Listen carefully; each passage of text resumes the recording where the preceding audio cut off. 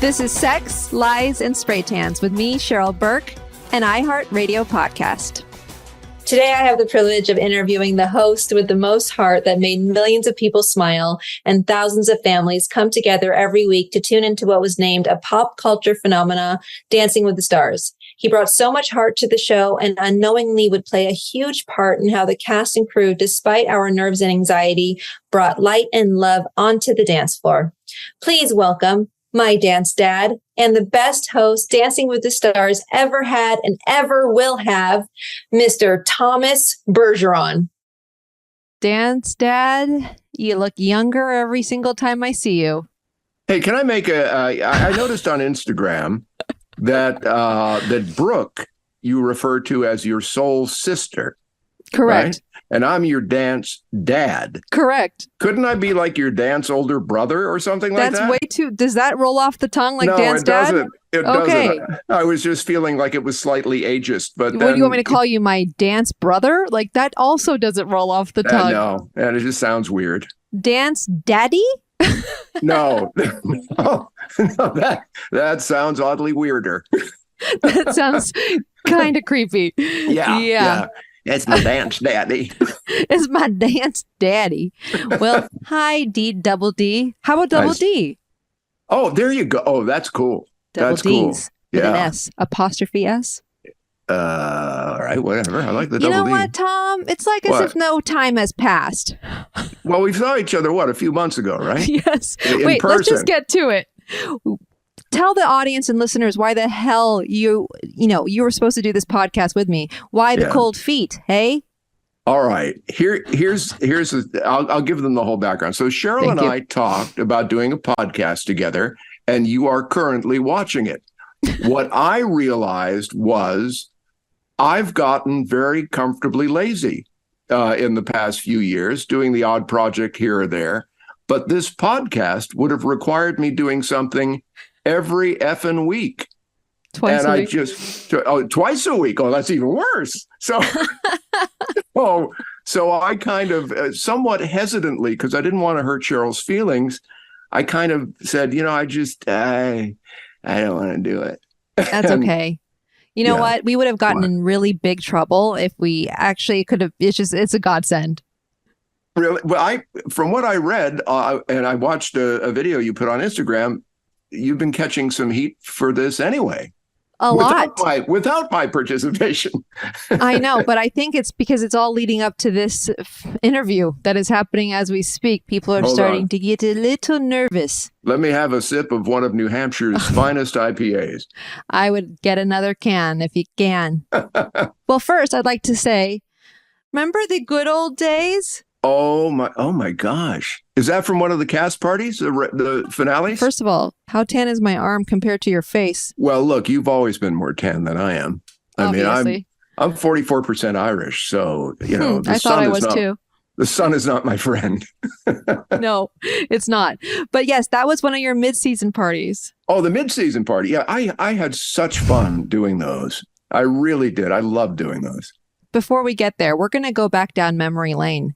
Yeah. But because there's so much to talk about with just DW, since this is called Sex, Lies, and Spray Tans. Yes. Unfortunately, we're not going to talk about like little Tom Bergeron, though I'm like genuinely curious about like the way you were raised, what type of trauma you've ever dealt with. Like I would love to talk about that, but no one is tuning in for this, right? No, they don't care about my trauma. Your trauma. Nobody cares about my trauma. You know what I'm talking about? Oy. We're going to bring it back to when Babette Perry, our at one point agent, right, called you and said, you need to watch the DVD.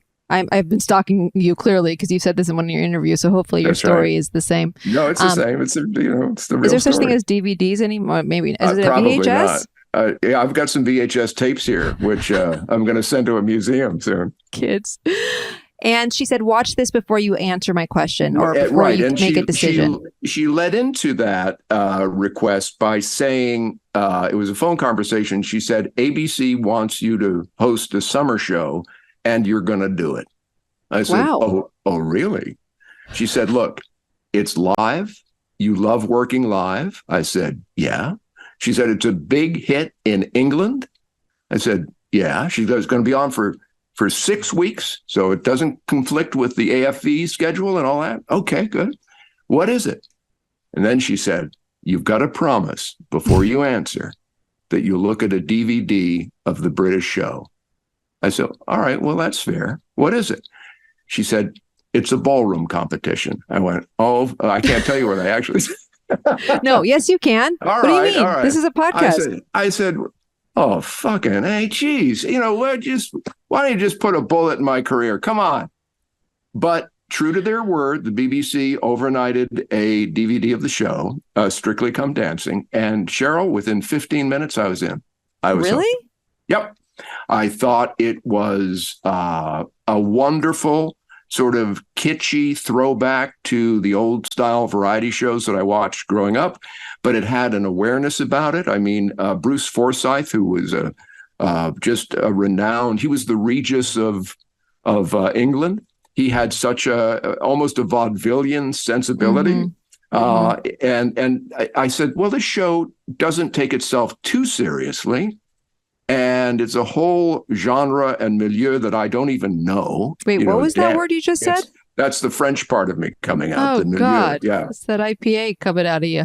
All right. We'll be talking all kinds of languages. It's all different languages. We're going to need captions. Yeah. So I thought, well, look, it might be, it's only going to be a, one-shot summer deal. So why not? Why not? And when you saw this, were you like, wait, first of all, did she say ballroom dance or did she say ballroom? I think she said a celebrity ballroom show. Wow. So what was your first picture in your head when she said this? Like, was it like PBS specials, like old people waltzing or? Yeah, well, it wasn't Evander Holyfield doing the quick step. I'll tell you that. Or Kelly Monaco with her tits out. Oh, Kelly, our first champ. I love her. Her first wardrobe malfunction. Yep. You got to start somewhere. And, better her than someone else. Nancy Grace, maybe. Nancy Grace, who denied it happened, which I love. What? Her nipple was out as she was waiting for the judges' scores. In my ear, because, the producers would talk into my little IFB thing that I wore, and they said, you got to block the camera, and Nancy's nipples Areola. Out. Yeah. Areola. And then now we have pedal checks thanks to her. Oh, is that right? Well, literally, someone will. Okay, we'll get there. That's recent. All right. I'm not recent. We now are not recent. Yeah, that's no, right. We're not. That's right. I'm in that bubble. I will say this. I think that the two people doing it now, because they're in season what? We're 30? not there either. Okay, should I just wait? No, wait, because you still didn't answer the question. What was the question? The question was, what was the first picture? Yeah, in the your first head? picture. Was like black and white television, or no, it wasn't a PBS thing. I assumed it would be a reality show competition because those were the thing with Survivor and Amazing Race and what else was on at that point?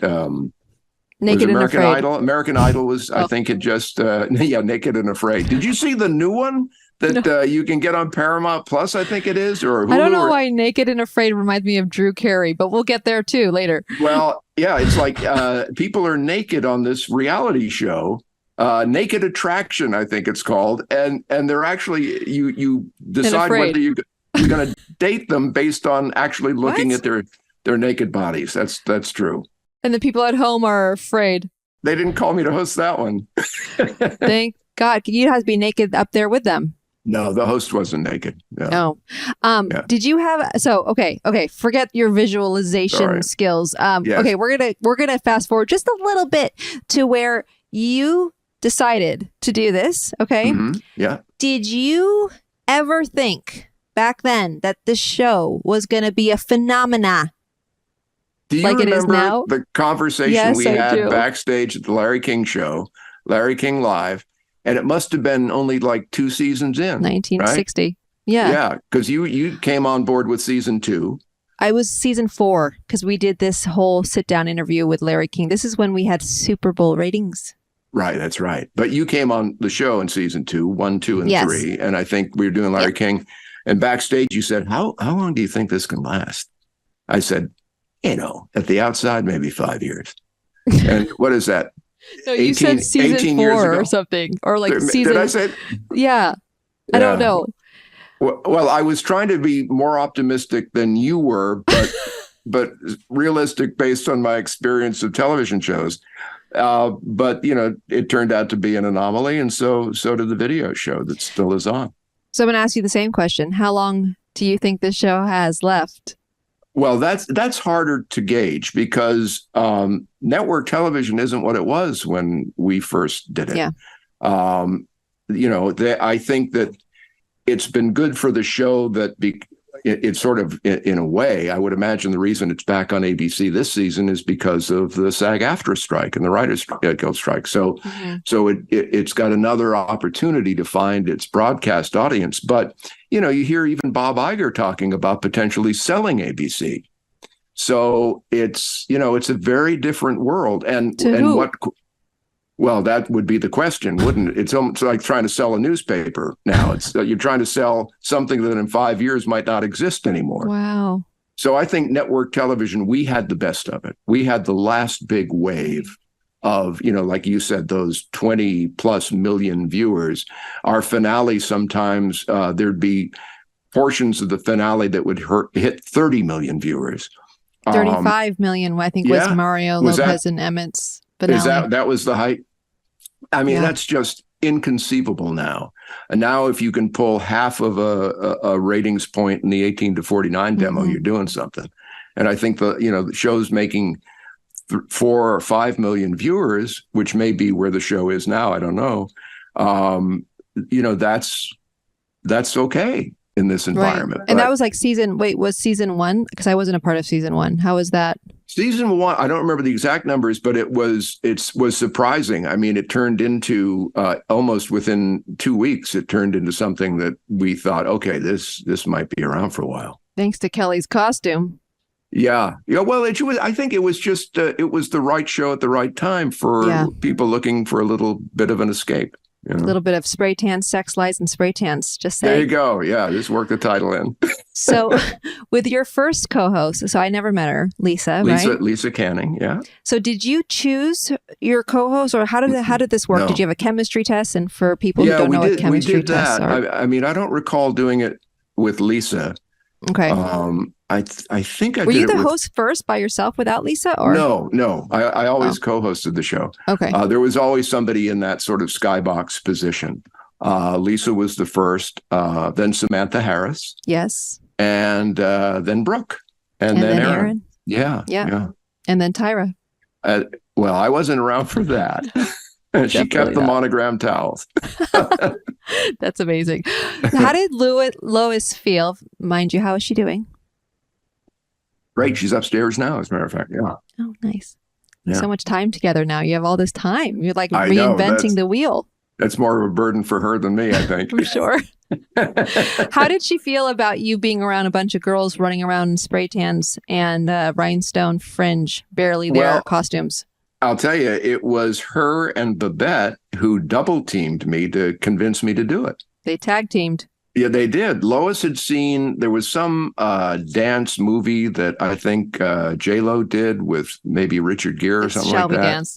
Shall We Dance? And I guess some of her friends, her girlfriends, had taken ballroom classes. So she was like, they want you to do it. It's live television. It's sort of building in popularity. What do you got to lose? I didn't expect that the producer at America's Funniest Videos would get really upset that I was doing it, because I wasn't even. Why? I don't know, but that turned into a little bit of a drama for a period of time. Wait, same network? It's not like that. Yeah. Interesting. So that was taken care of by the upper management of ABC. Right. Yeah. Got you. Yeah. That issue went away. Right. And not you, but the issue did. No. And then I think they came to realize on the other show that they could benefit by the popularity of dancing had sort of a halo effect on the video show. And Carrie Ann came over and visited, and Sharna was on it, I believe. And Sharna wasn't around back then. Well, I think Sharna was on one of the shows later. Maybe. On one of the video shows later. But as you can tell, my memory is, Sharon and Cheryl are two different people. I'm hiding my own Easter eggs at this point. So, do you remember the very first dance just go back in time, 60 years ago. And when you first walked into the ballroom, first of all, I know the ballroom didn't look like what it does now or even season 2. But what was the very first dance move and who was it? What did you see? And were you shocked? No, I don't think I was shocked. I thought you were going to ask, what's the first dance that impressed you? And it was, it's not going to be that's later because it was. I've got thousands of questions. What was it? Save a horse, ride a cowboy. Save a horse, ride my cowboy. Ride my cowboy. No, I'm kidding. Giddy up. Giddy up. But I remember I was supposed to speak at my niece's high school senior chapel at Haverhill High, the high school I went to, and that was going to happen on the premiere day of the first season of Dancing with the Stars. So I had to beg off that commitment. And I remember going to the school that I had gone to and taping basically an apology. And then the bit was me behind a podium, a lectern. And I said, I'd really hoped to be here with you for your senior chapel. But unfortunately, I have to be in California watching Evander Holyfield do the cha-cha. Right. And at that point, my niece and another student came in from either side. And my niece goes, really? That's what you're going with? Was she first who's Evander Holyfield? Pretty much. But they played it perfectly. And they picked up the lectern and they walked off with it. And I was kind of left there. So they played that at the senior chapel. That's amazing. I hope she still has that. That's amazing. Yeah. That VHS tape. When did you know that Dancing with the Stars, at what point, was it season 1 or season 2 that you knew it was going to be a huge hit? It was pretty big. Well, I thought, hey, this might be a regular summer thing because of the ratings of the first season. But then because there was some criticism of the championship in season 1, John O'Hurley's fans thought he should have won and, yada, yada, yada. So I think. So Kelly won, though, right? Yeah, she absolutely won. And then won again. No, she didn't win on the face-off thing that they did. The dance-off. The dance-off. Because she was winning in every region of the country until the last, and then John pulled ahead just a little bit. But to me, that was just ridiculous. Yeah. And the reason they did that, I think, was just to keep the franchise alive in people's minds, because we had wrapped during the summer. I think the dance-off happened in the fall, and season 2 didn't really happen until the following February of 2006. Mm-hmm. And the dance-off did not do that well in the ratings. Right. And it made sense that it wouldn't do that well because who the hell cared? Really? Do you think that's why All Stars didn't do well? Same type of formula, right? Conrad, who's back executive producing the show now, which I'm very pleased about, had the best line after that season wrapped, the All Star season. I said, "Geez, Con, I thought that would do really well." And he said, "Yeah, well, we all did, but when you stop and think about it, 13 people come in as champions and 12 leave as losers." I went, that is so true. Good point. Yeah. Do you think it would work if they had all the injured? Remember, Jewel was supposed to do it. Remember when Sarah Evans had to leave? All these people that got injured. Would that work? Yeah. Well, Sarah didn't leave for an injury. That was more a family crisis. But I remember kidding Jewel backstage because she'd be on crutches. So because she was there because the guy she was with at the time was her husband. Yeah. And I called her Hop Along. Hey, Hop Along. How you doing? I mean, but she would have been great. There's some people. That would have been a better approach. People who like Misty May Traynor, who, had an ACL injury and all that. That would have been a better approach than All Stars. Or Tom DeLay when he fractured both his feet. Could have lived without that, but as I'm sure you could have. But that was actually the beginning of the slippery slope, I thought. We'll get to the slippery slope. Okay. That's episode 2, part 2. Episode 2, Thomas. Slippery slope. All right. So what did you think of the chemistry between the 3 judges? Now, obviously, did do you remember hearing like rumblings from like pro dancers, like how dare they have Carrie Ann and Bruno and they don't know what they're talking about? Or was it just all good old innocent fun in the beginning? Well, yeah, I think, look, I'm sure there was that kind of grumbling going on behind the scenes, but I had the advantage I had, as I'm sure you know from having watched me host it, I would show up on show day. Maybe I'd show up on Sunday to watch some of the blocking rehearsals. I did the show live. I never stayed around for press interviews after. I was at the Whisper Lounge with friends over in the Grove by the time the copyright hit. On the air, and then I went home. So, you know, a lot of the intrigue, and this was another part of why I decided maybe my participation in the podcast wouldn't be that helpful. I really didn't know a lot of this stuff. I mean, I'm just asking questions. You don't need to know any of it. Okay. Oh, good. And it's never too late to join if you'd like to, you know. All right. Fair enough. But yeah, I think you're right, Tom. I think, you know what, because you know, I don't know if you've heard any of the episodes yet, but like with Brooke, like we're going there. We go there. You could just call me the Asian Oprah. The Asian Oprah. All right, yes. I like that. How's Brooke? She's good. She's married again, right? She remarried? No, she's getting married again. Getting married again. Yeah, right. She had some really nice words to say about you. Shockingly. I love her. She's a sweetheart. Me and her have gotten really close the last few months, especially. Oh, so. Good. Yeah. Well, I like that. The pictures you posted were great. The two of you. I'm overdue for a lunch with her. Yeah, and me.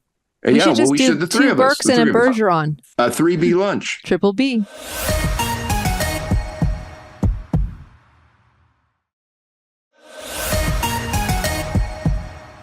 Okay, so what was the most shocking thing that you've ever witnessed on Dancing with the Stars? I know what you're going to say, but maybe the listeners don't.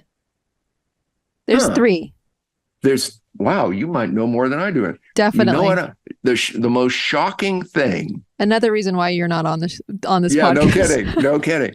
I don't know. I don't shock that easily. Come on. Oh well, look, Marie Osmond fainting would be the number one. The Ryan Lochte when people rush the stage. Wait, you're gonna have to say more. All right. Well, look, when Marie Osmond passed out after doing a samba and had low blood sugar. All right, she drops, right, and she dropped it like it's hot. So I did what anybody would do in a crisis situation. I threw to a commercial, and did you think she was joking? No, I didn't. No, because I could see her. As a matter of fact, to that point, she had a talk show on like the Hallmark Channel or something like that a few years later, and I was a guest. And she told me she had a studio audience and everything. And she said to me on the show, she said, you know, some people thought I was faking. Yeah, that's another conspiracy theory. I turned to the audience and I said, look, I was staring down at her after she fainted. And I've never seen even an Osmond look that white. Really? What was Jonathan Roberts' reaction? Because no one asks about that guy. Yeah, well, I think he, like I, waited for the paramedics to come in and all of that. And we just, and what was great was when she kind of blinked awake. I don't know if you've ever fainted in your life. No, I've never. I know how disoriented you can feel when you're waking up. And she looked up and she locked eyes with me. And the first two words out of her mouth were, "Oh, crap." Oh my. So she was used to this. No, I don't know that she was used to it, but she just realized that she had just fainted on live television. So what that did, though, it gave me the perfect welcome back from an elongated commercial break, because I was able to key up the fact that she's fine. The first words out of her mouth were "oh crap," which got a very relieved laugh from the audience in the ballroom.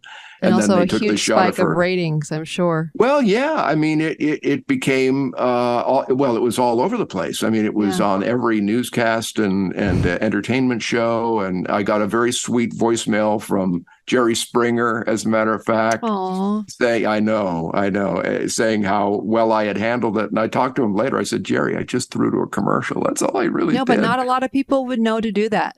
Yeah, but it's interesting. I instantly went from TV host to friend. It was like that. That's the moment I saw her in trouble. Mm-hmm. It didn't matter. I was hosting a television show. The key was let's let's make sure she's okay. But that's the advice you gave to me when I wanted to get into hosting. You said, make sure when you do this that you're just talking to one person through that camera. Right. Yeah, that's right. Yeah. And because it's when it's done well, you've established a connection with people, that they feel. I don't think the camera lies. So yeah, they know if you're bullshitting, they know if they can trust you. And I think that went some ways towards me building trust with the audience when they saw how I handled that. And I think that's what I hear from people still to this day, is that they just feel like they know you, and they feel like that you're just talking to them personally, and that you're making light of our blood, sweat, and tears. Though at times I wanted to wring your neck. But other than that.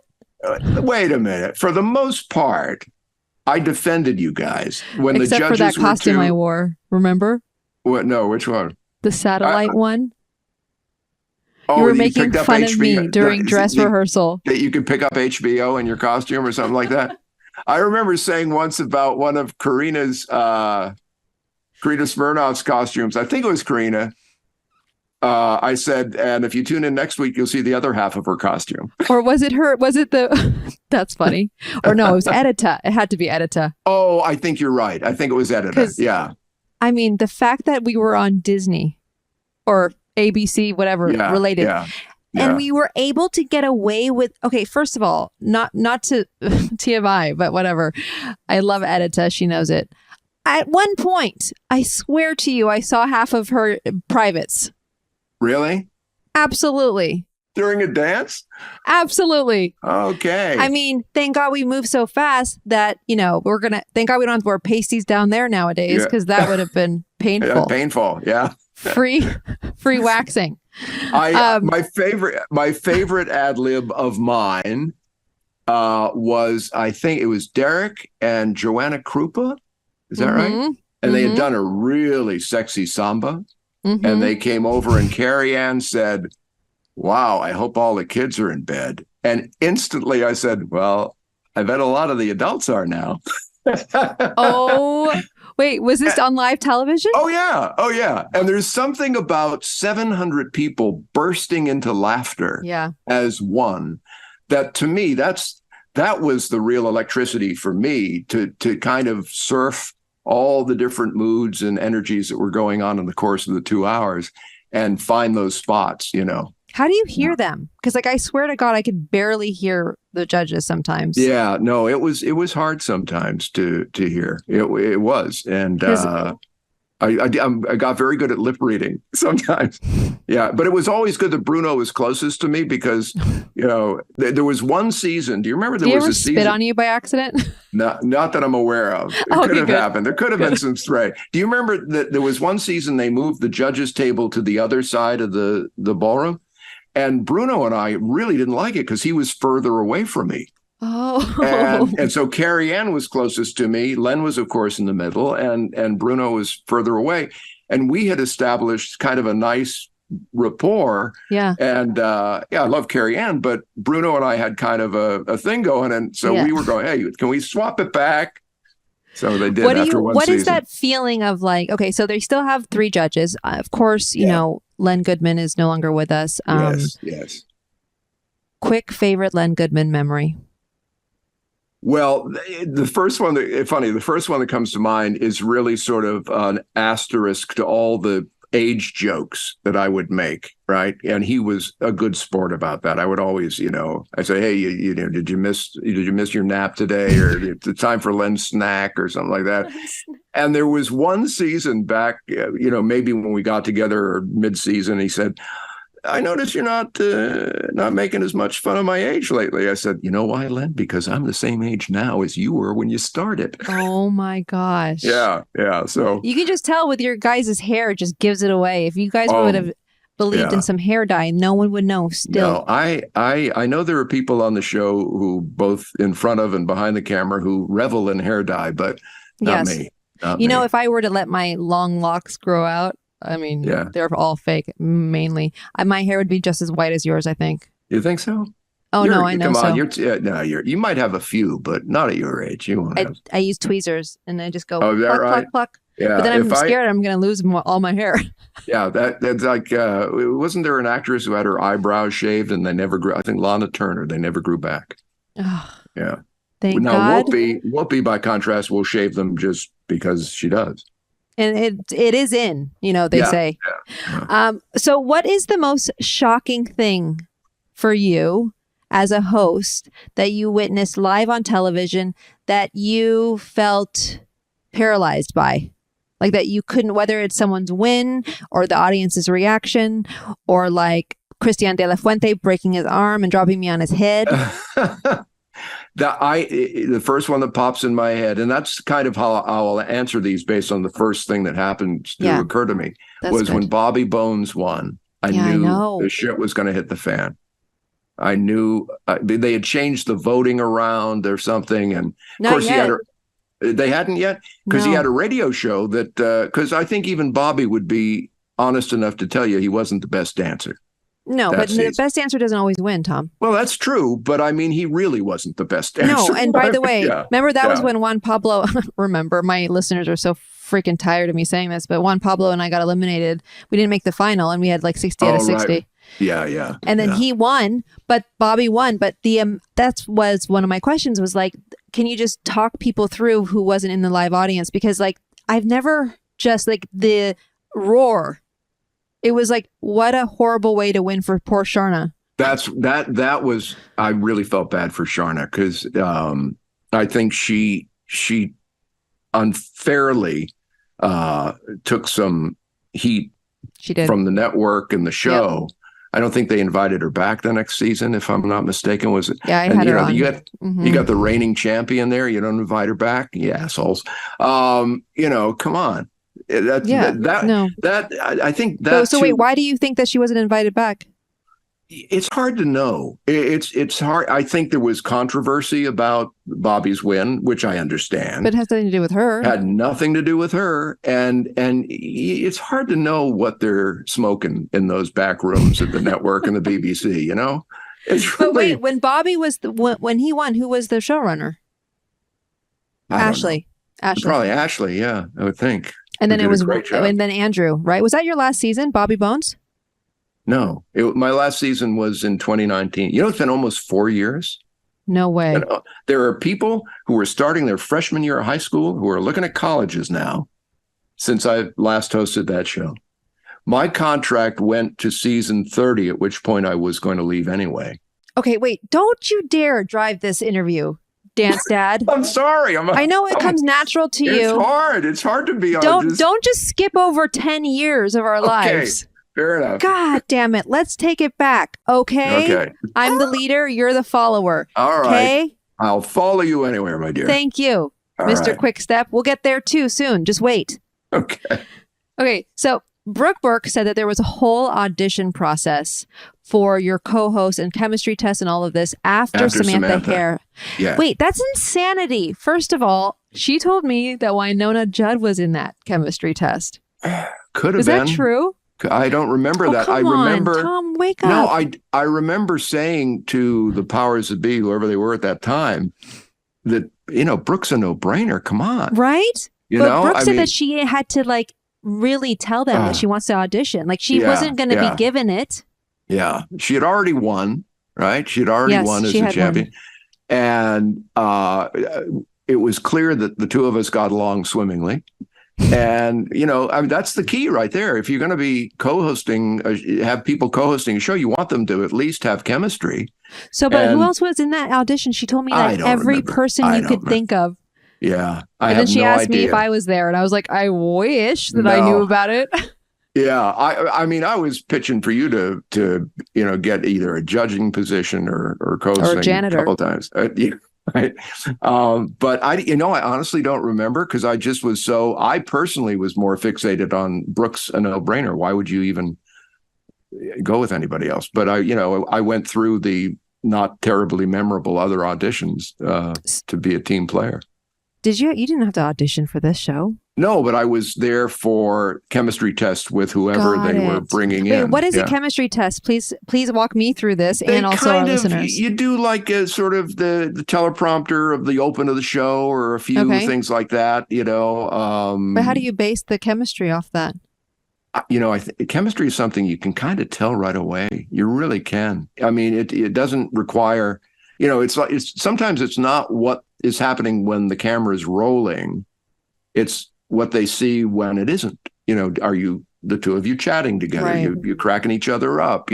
Brooke and I had, as with Aaron, just wonderful chemistry. Did you have one with Aaron, a chemistry test as well? No.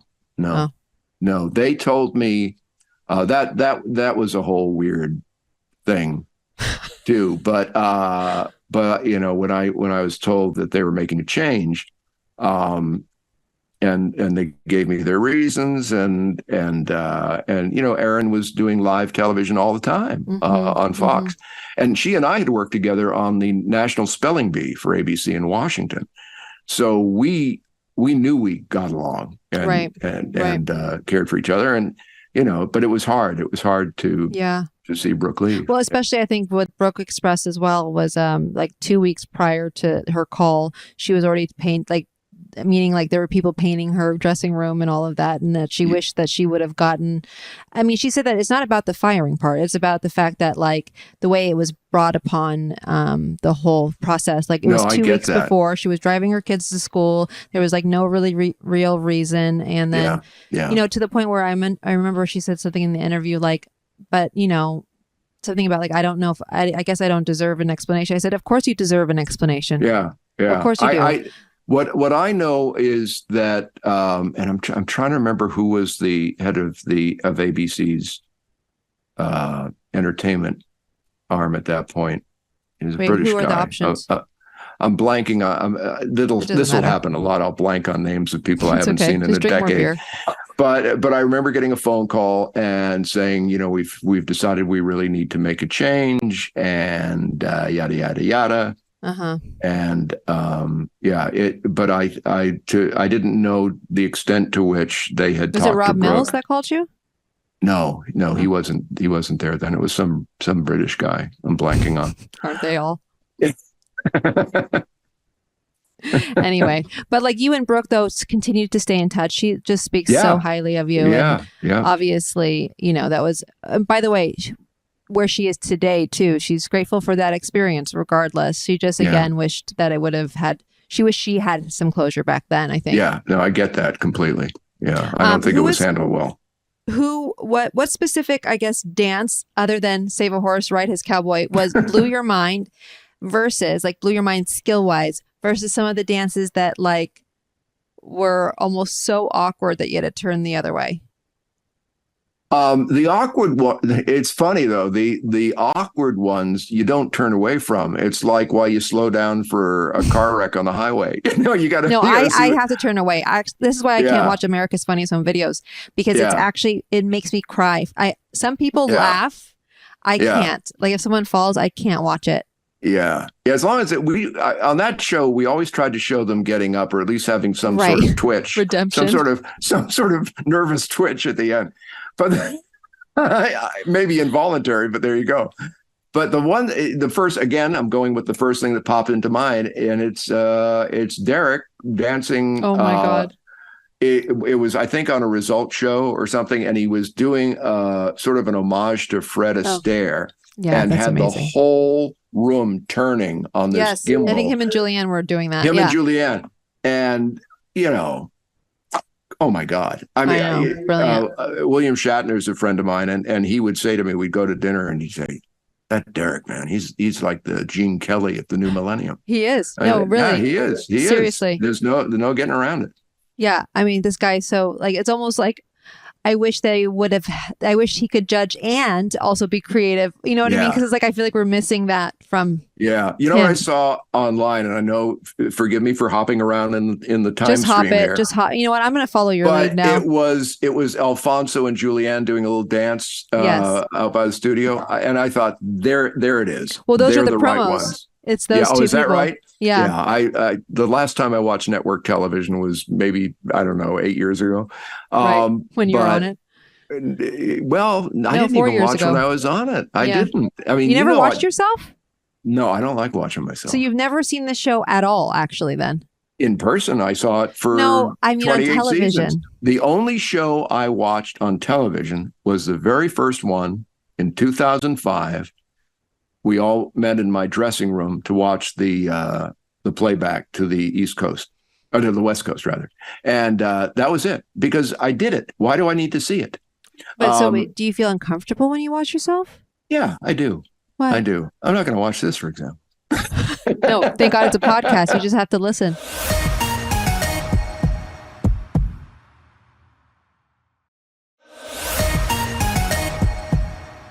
From what you can remember, the biggest misunderstanding on the show.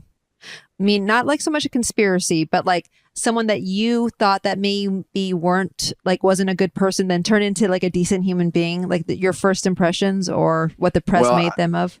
Yeah, the biggest curiosity to me was why they hired the last showrunner, but not Conrad. I love Conrad. I think that was the smartest thing they did. But did he turn into being a decent human being, the other showrunner? I have no idea what his fate. I have not followed his life. How about a celebrity or like a pro dancer, like someone that may come across as this hardcore person other than myself, and turn into like actually, you know what? This is BS. This person's amazing. Jerry Springer. I know. Jerry Springer. I loved that Rest guy. in peace. I just when I was told they were booking Jerry Springer, all I knew was the TV show, chairs. The people throwing chairs at each other and, all that. And then Jerry. Yeah, exactly. And then I met him, and how could you not really? He was such a mensch. He was such a sweetheart. I remember that we went to, you and me and him and Kim went to, what was that what was that place in Burbank up on the hill to have dinner? And he no idea. Now I don't remember that. Oh, good. I'm stumping you. But I was drinking.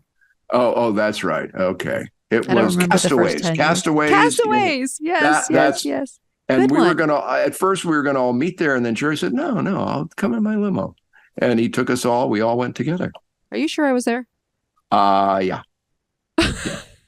Yeah, great. I am actually. Maybe my physical body was there, but not necessarily. Yeah, that's right.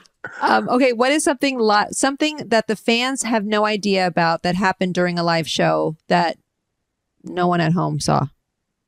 Oh, so many. All right, I'm going to make a mea culpa here. What's up with you and your languages? I know, huh? I think that was Latin. Oh, gosh. But all right, I'll take another swig for yet another language.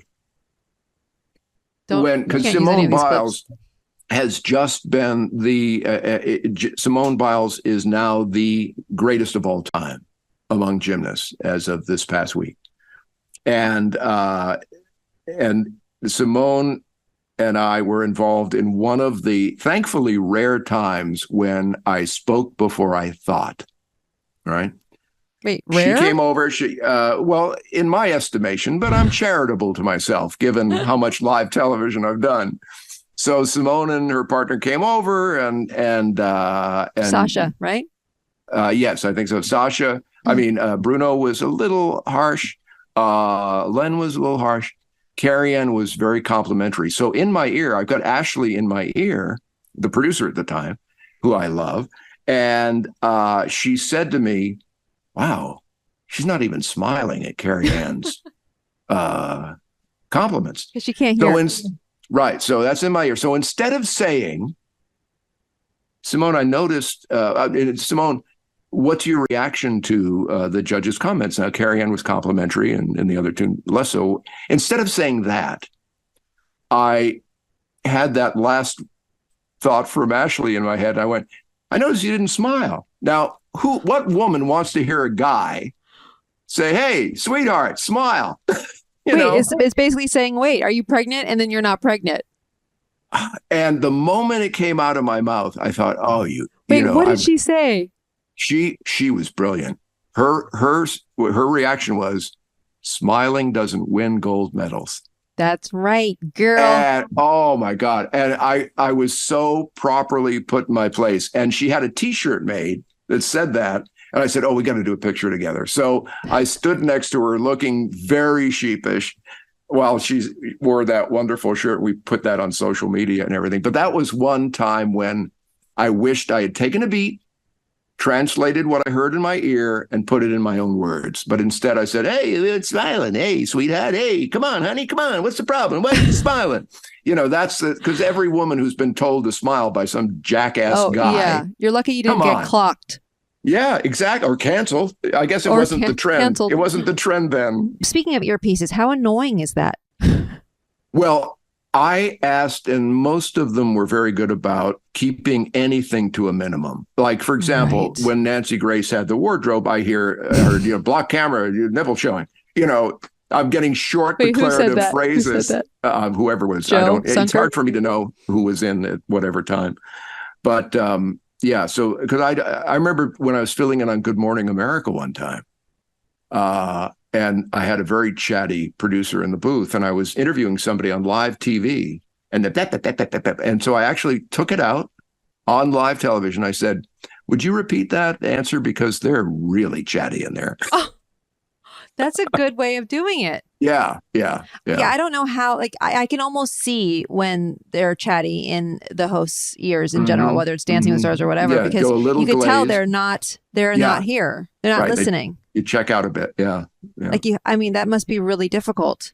It is. It is. And that's why as I say, I'm charitable to myself, because in all the years I did the show, I can think of about 3 or 4 occasions when I thought, oh, shit, why did I say that? Like? The Simone Biles one is my number one. Yes. What else? Oh, Whitney. Oh my God! Yes, I remember this one. Whitney. It made the news. Yeah, that's right. So, and even Sarah Silverman made some sort of comment about it. What the hell, Sarah? Come on. And I forgot though. What was it? So it was like, who was her partner? She was dancing with like Milo or something, right? Frankie Muniz. Frankie. I think. And Frankie said, I lost control of Whitney because he couldn't keep the steps up. And I said something, well, you're not the first guy to say that, And she's Mormon. And to me, I'm just not the first. I'm doing Groucho over here. It would have been fine to me, but right, exactly. It's like location, right? Wait, was she offended? She was. Yeah, I think to some degree she was, and it got a gasp in the audience, and I immediately thought, okay, shouldn't have said that. Did you get any hate from people in Utah? I don't know, man. You got to let that shit roll off your back. I mean, you're doing a live show every week. Come on. Or if you do a podcast like this, you just got to let it roll off your back. You kind of do. I mean, how? Because I almost put this in my Instagram message to you because it really pissed me off that you were getting some heat for this. It's bad. It's just like, fucking get a life. Relax. If you don't like it, don't listen. Don't watch. Move on. Right. But people get their rocks off, typing these incendiary things. How about show this? You. A pro dancer came at me. Oh, really? Yeah, well, tough. But really though, I just don't think anyone's listening to it. Meaning the people who are coming at me obviously are assuming, right? Yeah. Assuming that this is me bad-mouthing the show. Which it isn't. Absolutely not. Right. I mean, by any means. Yeah. I'm not disparaging the show. I have often said that dancing was the real great gift of my career. I still feel that way. Oh my God. I'm grateful. Yeah. I mean, don't bite the hand that feeds you, that fed you, Are there some people I won't work with again? Absolutely. I believe, Yeah, but is that the major takeaway? Not at all. Not even a little. Yeah. What was your major takeaway? How wonderful it was. I mean, for all but the last year or two, it really was just, and those parties I threw for you guys mid-season, I used to love doing that. Do you remember that blackout, that fainting session? Well, I remember I remember Conrad chewing me out when I admitted to him. Tell our listeners what these parties are, because they have no idea. Here was the thing. And I'll give you the whole history of how the parties came to be. Back when the show was at its zenith, we would do, of course, the 2 hours on Monday, and then we would do the result show, which usually ran at 9 o'clock Eastern time. So there was that 8 o'clock hour that for a number of years they would fill with a recap show of the previous night, right? So the way that worked was we sign off the live show Monday. I would run into my dressing room, change into another suit, which looked exactly like the suit I just had. I mean, all I had was 28 seasons of dark suits. And that was your choice. Yeah. You're not going to wear a rhinestone suit. I tried. No. Yeah, that's right.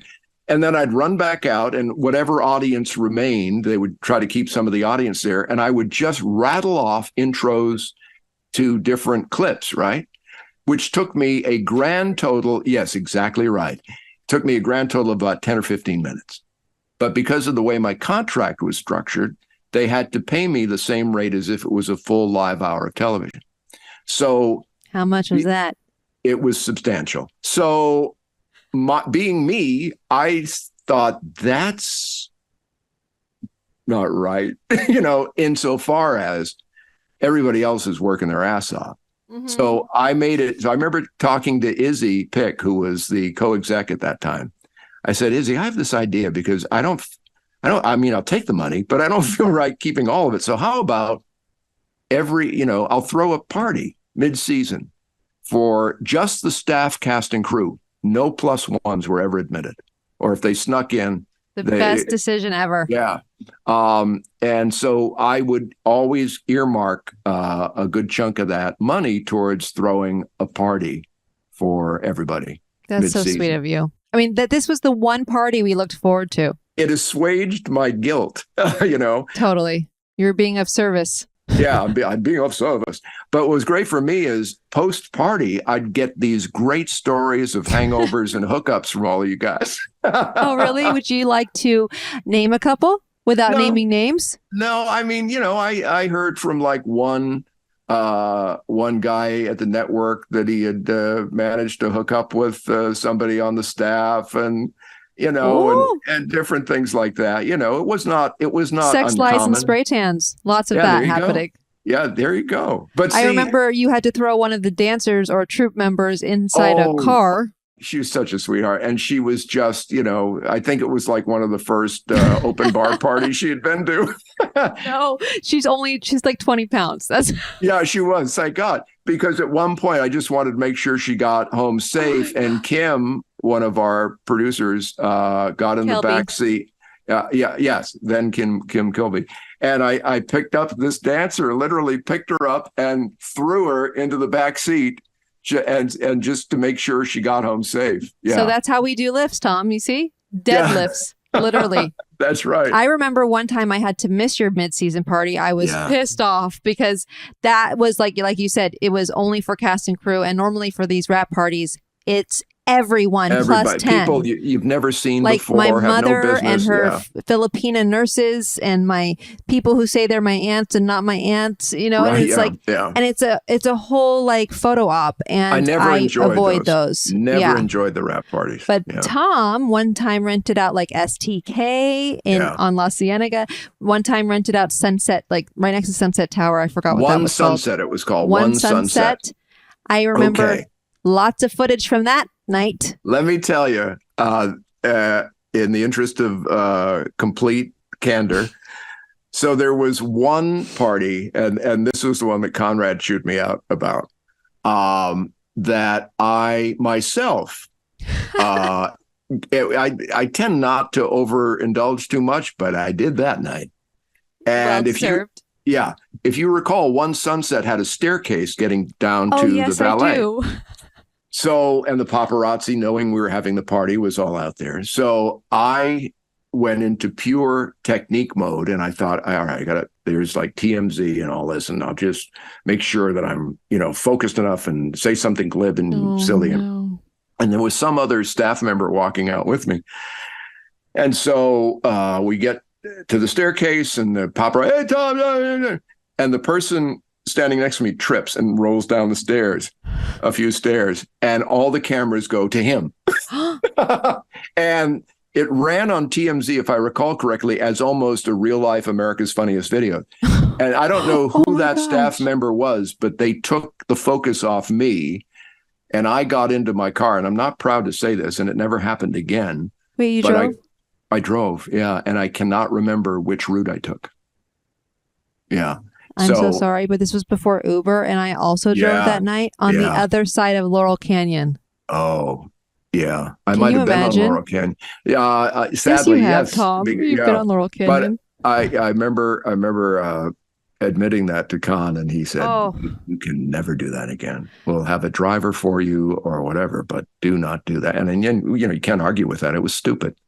Well, the same Conrad who also told me back in my clubbing days when I was on TMZ every morning, find the back door, shall we? We should find the back door. Like he wasn't even mad that I was going out 7 nights a week and getting sloshed.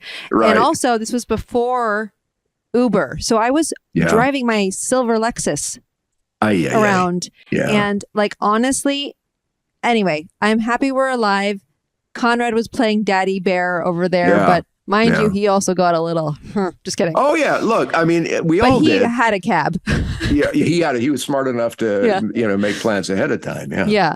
I think that this is what makes this show so special is that not every, I think, show can actually talk about these types of memories. Like, I think there was a point in time where we were all really close and we were all grateful for being there. Like, I think it, literally, what do you think shifted, I guess? Because like I do believe the heart of the show maybe now is slowly coming back, because it obviously has a lot to do with the executives, but it also has a lot to do with the camaraderie between the cast members.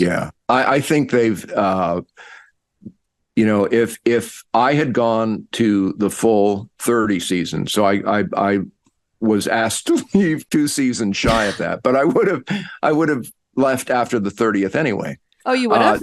Yeah, because that's what I did with videos, too. I went to 25. I wanted to get to a certain landmark season. I had done the show for 15 years. It was coming up to the 25th anniversary. I decided that's good. That's a good place to tie a bow on it. And Bob Saget, God bless him, he did a lovely little button with me at the end of that final AFE. So with that same philosophy about dancing, I had a contract taking me to season 30. Got it. And I knew that was when I'd hang it up, regardless of whether the show continued. Mm-hmm. If I had gone to season 30 and Alfonso and Julianne took over season 31, I could not have been happier. And so that's why I'm thrilled that they're doing it now. Do you think it's too late? It's hard to, again, it goes back to my whole talk about the nature of network television. It's not what it used to be. And it'd be no fault of theirs if it only lasts another couple of seasons, because it's just the nature of network TV. But in terms of that family feeling that we had in those early seasons, I think they've gotten that back as much as they can. Yeah. With Derek as the judge there in Len's place, and with Julianne and Alfonso hosting. I think it's as close as it could be to what it was when I was there with Aaron and Brooke and everybody. Totally. And do you think that in a way, when you do that, like when there is, like, look, we change, nothing stays the same in general, right? Like everything evolves. Yeah. But do you think that at some point that it could actually hurt? Like, did we lose? Because like at the end of the day, our demo wasn't necessarily the 18 to 49. Like it's older. Not at all. Yeah, I was older. Yeah, it's more my age. So, and so what I'm trying to say is that there's a sense for people who are, I'm not generalizing, I'm just saying, like, I have it too. Like, we like to see familiar things. Like, I don't like to see the cast of Friends with 3 different friends. Yeah. Well, but some of that is you can only be a virgin once. Nuh-uh, I'm a virgin again. I haven't. Okay, I'm just saying that's for another show. Like you'll be a science experiment. But I think that after a number of years, they were bringing in different people who had a dance background. Some of the initial people were leaving. Like, just as. Oh, you mean like contestants? No, dancers, different pros coming in. From So You Think You Can Dance. Yeah, yeah. And they're great and everything, but it was sort of changing the feel of the show. Authentic ballroom. The jokes I could make with you, I couldn't make. Can't make with Whitney, for example. Yeah, exactly. A good example, right? Yeah, and probably shouldn't have, but there you go. But I posted a video when I was getting all the shit for that comment. I posted a video from rehearsal where Whitney jumps on my back, and it's just and it was funny and all this stuff. Wait, that same show? No, not that same show. But in response to all the heat I was getting, I had this really funny video of her jumping on my back during rehearsal. Funny. And my caption was, "See, even I lose control of Whitney." See, she loves to straddle. Yeah. Well, I don't know about that, but save a horse, ride a cowboy. Save a horse, ride Bergeron. Yeah, there you go. There you go. Something about dancers. The only time, because you asked very early on if my wife Lois was uncomfortable with me being around all you scantily clad, gorgeous women. Don't put me in that group. Well, you're a gorgeous woman. I wasn't scantily. Scantily. You were scandally, but not. Cuntily? Yeah, and also scantily. To look that up. But the only time Lois ever got really perturbed was when Kirstie Alley locked lips with me the day after I won an Emmy. What? Rest in peace. So many people have passed away. I know. That's how time works. I know. We ain't guaranteed forever. Right. So I won the Emmy on a Sunday night, right? And so that Monday is Dancing with the Stars premiere for the season, and Kirstie's dancing, and with Max, I think, and and so they get judged, and they're about to go to the skybox, and Kirstie grabs me and locks lips with me, and I posted a screenshot of that on Instagram recently, or what's the other one? Threads that is new. So. And it got a lot of press and all this stuff. And it was Lois was in the audience in that row that I would sometimes go to with the writer. It's like and the all dark corners. I love those corners. Where I would just sort of go during the commercials sometimes. Yeah. And she didn't say a word until 2 days later. She's sitting up in bed reading, and she says, so what did you think about that kiss from Kirstie Alley? And my response, while honest, I don't think was the response she was looking for. I said, that was great television. Wait, was there tongue involved? No, there was no tongue. I think, I had Max on a few episodes ago, and he talked a lot about Kirstie Alley, and I did rapid fire with him, and boy, was he sweating. But he basically said that Kirstie Alley would be like, oh, you're so flirty. Because my question to him and now to you is, who falls in love first, the celebrity or the pro dancer? I would imagine it's more often than not the celebrity. Mm-hmm. Because you guys are doing stuff you've done for years since you were kids in a lot of places. You've danced professionally, been to Blackpool and all that stuff. You dry humped professionally. Yeah, whatever. Yeah. But so it wasn't. I think you guys felt like glorified nursemaids a lot of times because, you're dealing with people who can't get out of their own way. Literally. Yeah. So caretakers. I think, but for them, suddenly in the company of this fine specimen of humanity, who's, grinding up against you or whatever, always has their hands on you to show you the moves and the steps. I think that probably triggered more celebrity to dancer to pro crushes than the other way around. Right. Yeah. So did you have a crush on Ashley Del Grosso when you danced? Do you see how that could happen? After quick stepping? Ashley. I love Ashley. No, I just felt bad for Ashley because she had spent 4 weeks trying to move Master P around the ballroom. That took you 4 weeks? No, she danced with Master P for 4 weeks. And then how long did it take you to do quick step? I think we rehearsed for two or 3 weeks whenever I could. 2 or 3 weeks. Yeah. Oh, it was really good, Tom. We need to show a clip of this. Here's the thing. Let's cut to clips. Just kidding. We don't. We're not that Go to the advanced. videotape. Yeah. The dance was, and this is why I felt bad because Ashley went from the frying pan into the fire. She had Master P, and then she has to deal with me. Okay, wait. Explain to our listeners what this is that we're talking about. I did. I wasn't happy with how I was hosting the show in season 1. There was a writer on the staff who was a good buddy of mine, and he wrote some funny stuff.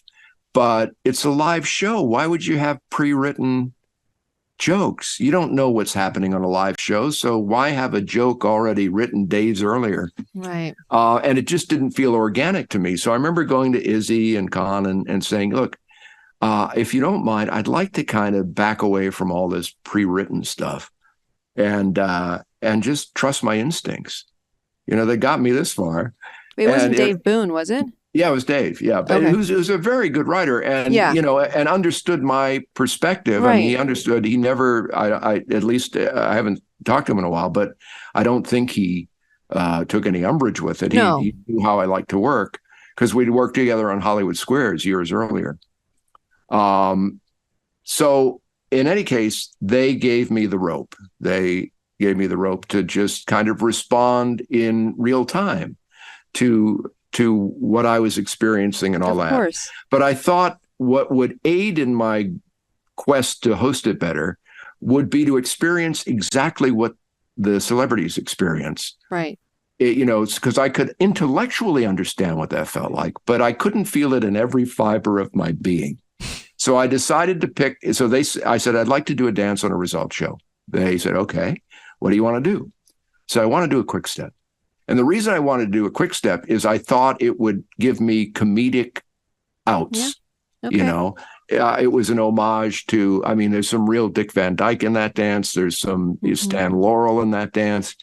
And I remember Ashley saying to me during our first rehearsal, why did you pick? A quick step is like one of the hardest ballroom dances to do.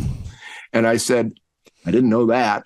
Lots of steps, Tom. Lots of steps. And they're quick. And quick. Yeah. But I thought it would give me the best opportunity to both do the dance, but also have fun with the dance. And she was great. And my favorite critique was Len's after we did it. And Izzy gave me the out to pre-tape it. And I said, no. I said, that kind of undercuts the whole reason I'm doing this. Right. Yeah. Why would you pre-tape it? I got to do it live.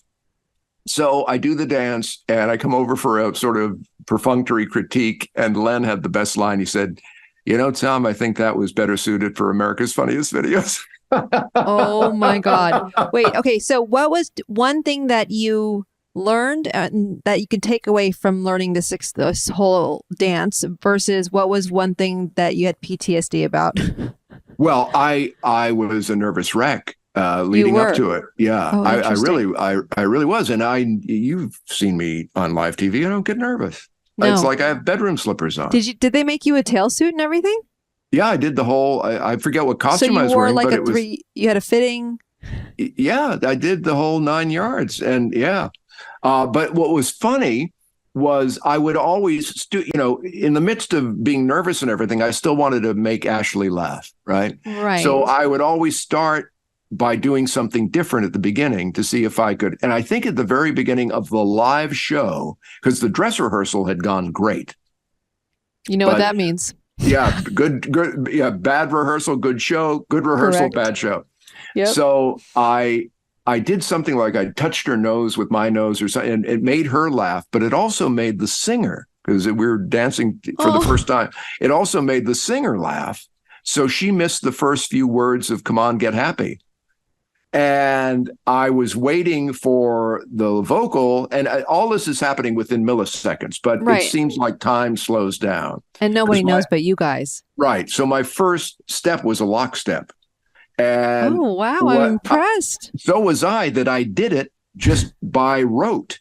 When I saw it played back, because I did watch that one back, I actually did the lockstep without the vocal, and we continued on with the dance. And then the singer went, "Oh my God, I got to sing!" But I made her laugh, and she forgot we were on live. That's for a amazing. Second. Yeah. So then you obviously did this, and then you had a newfound respect for every single person. Absolutely, except you had more than 3 days to rehearse it. Yes. Yeah. No, I did. I mean, because I knew I wasn't going to be able to keep up the same schedule as you guys did, because it wasn't all I was doing at the time. Did Samantha Harris also do this?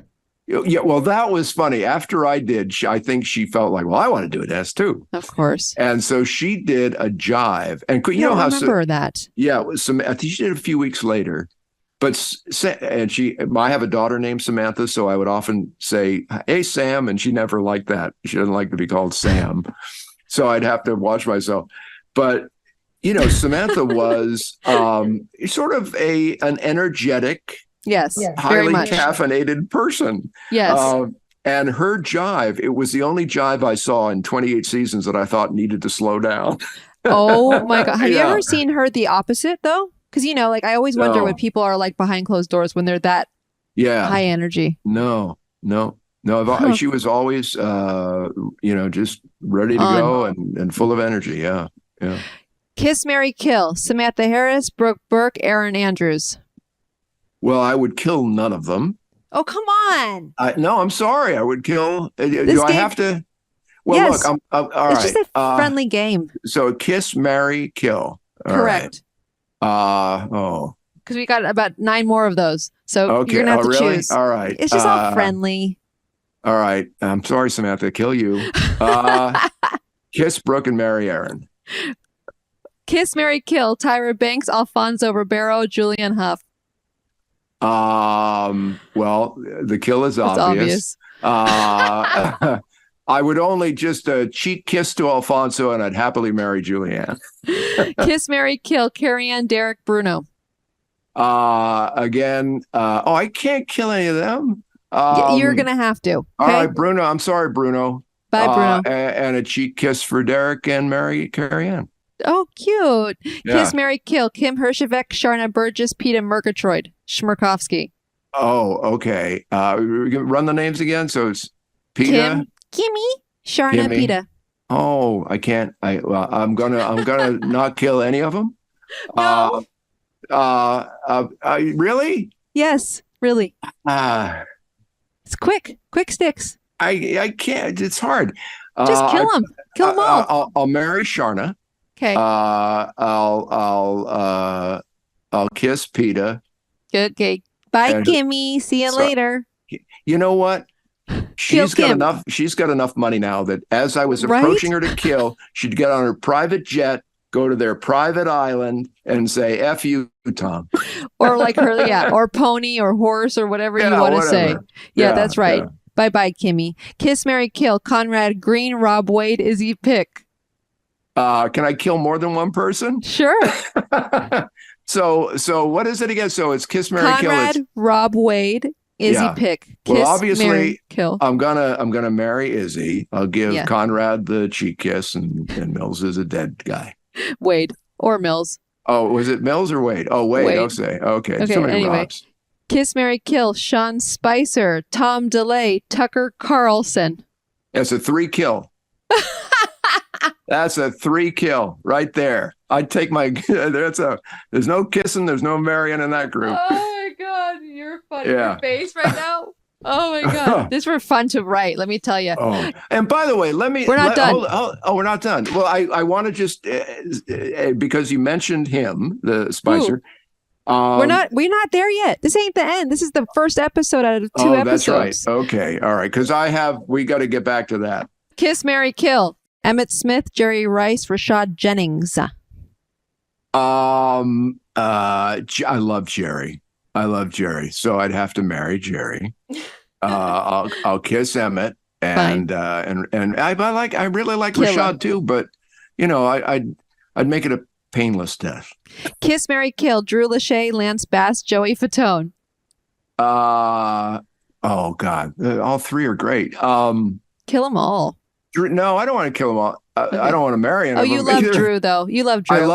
I love Drew. My favorite ad-libs of Drew when Samantha was out on the world's shortest maternity leave. Wait, how short is short? It was like 2 weeks. I'm going to piss myself.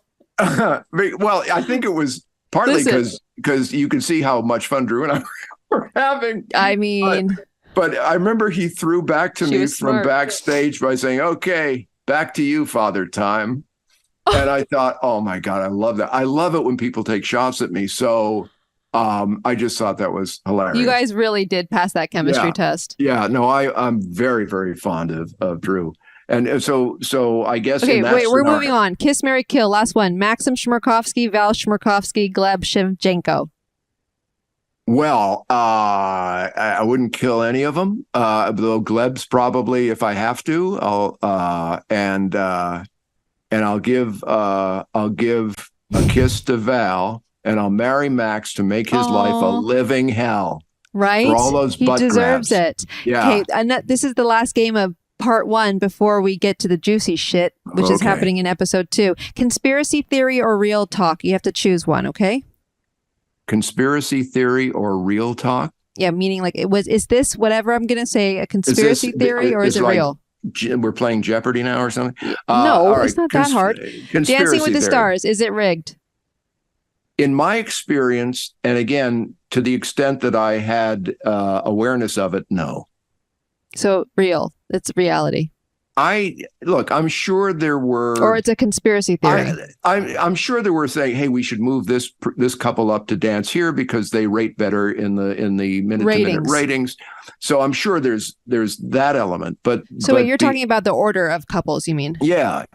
So to that extent, I'm sure the producers would understandably conspire to keep the viewers hooked. So who dances at first, like whoever's first, middle, or last? Is that how it is? It brings in the highest ratings, you think? Well, it would vary from season to season, I would guess, but they could tell they have minute by minute ratings. So they knew which one of you guys were making the ratings pop and which one of you guys gave America a chance to go to the bathroom. Oh my God. It changed every season, though, I'm assuming. Yeah, it did. Of course it did. Yeah. Dancing with the Stars is not actually live. Conspiracy theory or real talk? Well, to the East Coast, it was live with like a 5-second delay. And to the West Coast, it was on a 3-hour delay. And to that point, though, I would talk to the producers sometimes because I'm going to compliment the whole team here. We did that show so well. Listen in, guys, listen in. That it didn't look live because it was like there were no problems. There were no mishaps. It looked live with the injuries, like when Christian broke his arm. Yeah, stuff like that. But a lot of that happened, no, you're right. Like in rehearsal, and you'd see a package that, but the actual show itself, I would say, look, can I be in the balcony and you can watch the crew changing sets? Yeah. So they know this is a live show because the crew was amazing. Spectacular. I mean, that was the dance show within the dance show. Who was directing then? I think Alex, right? I think Alex. Yeah, I think Alex. Yeah, no, these people don't get enough credit. I mean, they literally make the show. Yeah, and that was the understanding of the work level that you all went through while I would breeze in and host, 1 or 2 days a week and get paid the most out of everybody. It was part of the reason I threw those mid-season parties. You should have thrown 2 now that I know. 2 a season, 2 a week. Yeah. Now I'm at the stage in life where, doing a podcast twice a week is too much. And, that's why, because I was able to bank it. Dancing with the Stars is scripted. Conspiracy theory or real talk? Well, see, I don't know how much you guys no, but look, I love you. I'm besting your balls. I'm just kidding. No, but my part wasn't scripted. So to answer my area, it wasn't. But you have to talk on behalf of the show when you were there. But I know there were times when segment producers, when you guys were rehearsing, would try to move you in a certain direction. Right? Is that fair? I mean, yes. No, I am. But you have to talk to me like I'm a dummy. Say this instead of that, or do this, or we're going to heighten if it looks like there's any kind of. One more time. Yeah, exactly. So I know there was some of that, but okay. So the packages you're talking about. Yeah, the packages. But from my perspective, it was live and completely in the moment. DWTS curse. Do you know what that is? No, I don't. So the curse is when, when we started having bachelorette people come on, and then they would just randomly break up with their fiance. Yeah. Is this a conspiracy theory or real? Oh, I think it was real. I think there's a thing called showmances, right? And a showmance, for those who don't know the term, is a romance that lasts as long as the show does, but then not a day longer. Correct. Yeah, and most of the time, other than the Hersheveks and maybe a couple others, it doesn't last longer than the show. Exactly. Kelly Monaco's wardrobe malfunction was planned so she could win the mirror ball. No. Conspiracy theory or real? You've made enough money to never work again, Tom. Conspiracy theory or real? That's real. Marie Osmond fainting. We know that's real. You got to remember, though, I was hosting 2 network shows simultaneously for a decade and a half. God damn it. How does that happen, right? So I would have to be a fool not to be at a point in my life where I don't have to work. Money is easily spent.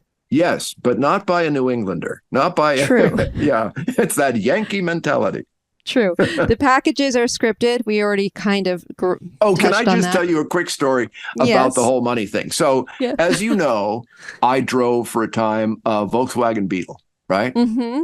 And I can't believe it, actually. I couldn't believe my eyes. Here at the house in New Hampshire, I have a 1978 Beetle convertible that I absolutely love, but I had a more modern version in California.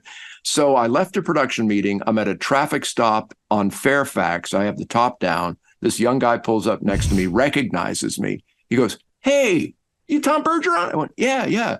He goes, "Oh, man, I love AFE. I watch every week, blah, blah, blah." And then he stops and he looks at the car and he goes, "Really?" I mean, that's what all of us were saying whenever we pulled up into CBS. Yeah, I know. You and your Tesla and me and my Volkswagen Beetle. Oh, my God. I love it. No, it wasn't my Tesla. It was my Lexus at first. Oh, at that point. Yeah. Yes. Yeah. I think my first ride in a Tesla was from you. I think we had lunch at the Grove. My testy Tesla. This is when I was sober. Okay. Derek Huff being the golden child. Conspiracy theory or real? Look, deservedly so. If he was a golden child, he earned it. I mean, he's just an amazing talent. Judges watch dress rehearsal. Conspiracy theory or real? They did watch the dress rehearsals. The protester that came onto the ballroom floor after Ryan Lochte and Cheryl danced during the premiere was scripted. No, it was not scripted, and I could never compliment Security Dave more. Absolutely. He had that protester sucking floor faster than I knew what was happening. Were you nervous that that he had a gun?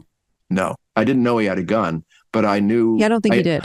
Here's the thing. I know how I am when I lose my temper, which doesn't happen often because the both of us meditate.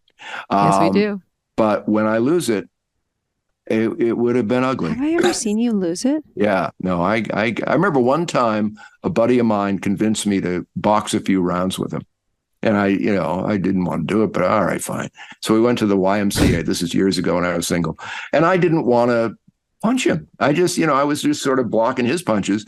And at one point he connected. And I went nuts.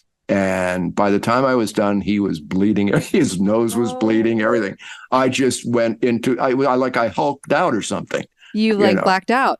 Yeah, I got so fucking furious. And had I known what was going on before Security Dave did what he did so masterfully, I would have probably taken the guy out myself.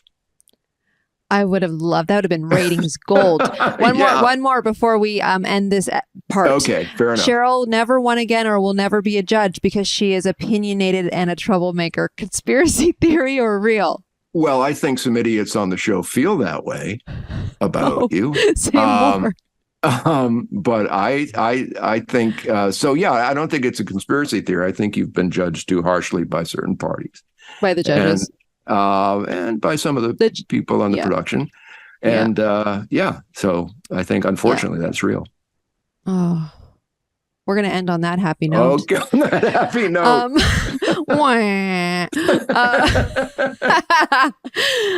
Okay. Thank you, guys. Make sure to follow us on @SexLiesAndSprayTans on Instagram. And there's another part, the good part, the real reason why Thomas Bergeron is here today. Stay tuned. Until next time. Oh, my God. Make sure you guys follow us @SexLiesAndSprayTans on our Instagram handle. And make sure you comment. Let me know who you want me to interview. What do y'all think? Let me know.